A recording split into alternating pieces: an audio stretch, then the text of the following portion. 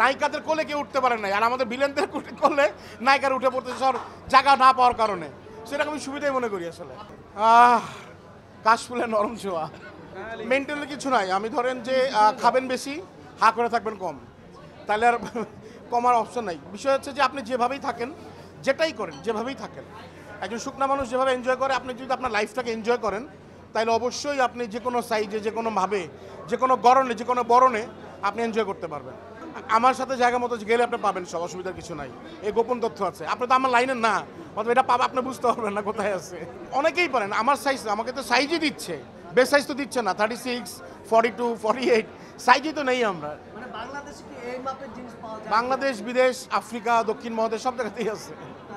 Very good. আমরা জানেন যে মানে দেশের জন্য কাজ করি, নাটকের জন্য, মানে আমরা যেহেতু বাংলা নাটকের সাথে আছি, সো রিসেন্টলি আমরা কিছু কাজ করেছি টাকার গরম নামে কাজ।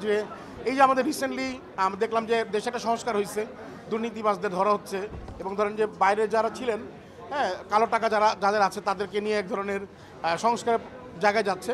আমার এই নাটকটা তাদের জন্যই। ওই যে ভালোবাসা, আপনারা যেমন ভালোবাসেন, আপনাদের শিডিউল পেতে তো আমার কোনো দীক্ষা পাইতে হয় না। আমার নায়ক নায়িকাদের শিডিউল, আপনি ভালো গল্প দিবেন, তাদের সাথে তার আসলে সবাই যারা আর্টিস্ট আছে তারা সবাই গল্প খোঁজে। সো গল্পই যে হিরো, এখন হচ্ছে কন্টেন্ট হিরো, গল্প হিরো।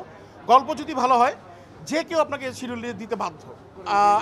আমি কমেডি বানাই, আমি জাস্ট রিয়েল লাইফ স্টোরিজ বানানোর চেষ্টা করি, যে জীবন থেকে নেওয়া গল্প যদি হয় আর কি, সেগুলো মানুষকে খুব বেশি কাছে নেয়।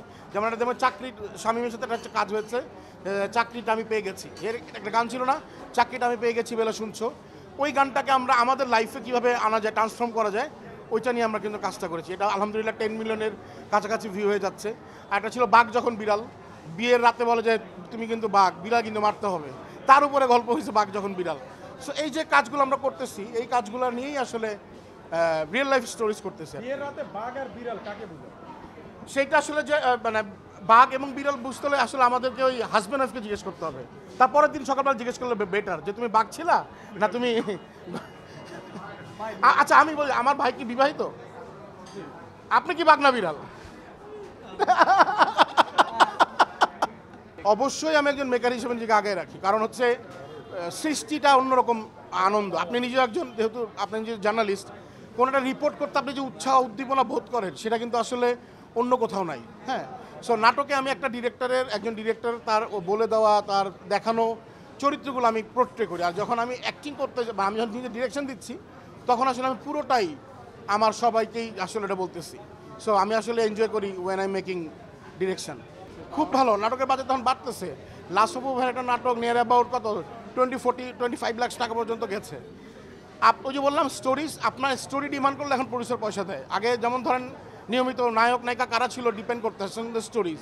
আপনার যদি স্টোরিজের জন্য সেন্ট মার্টিন লাগে, প্রডিউসারের সেন্ট মার্টিনই দিচ্ছে। নাটকের বাজেট তো ভালো, এখন ইনক্রিজ হচ্ছে, সবাই খেয়ে পরে বাঁচতেছি।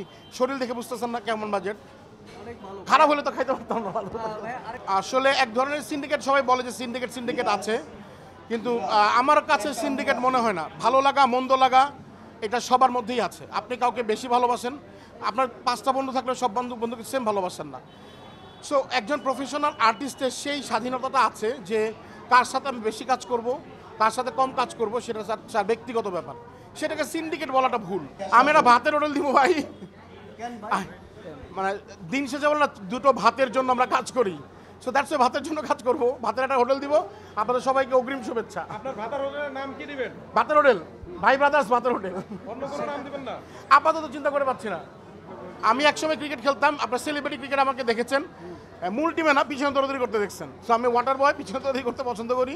So love that. ফুটবল আমার মতোই দেখি, হ্যাঁ একদম। আমি যেমন দেখতে ভালো টসটসে, ফুটবলও তাই। আমি আর্জেন্টিনার সাপোর্টার। সো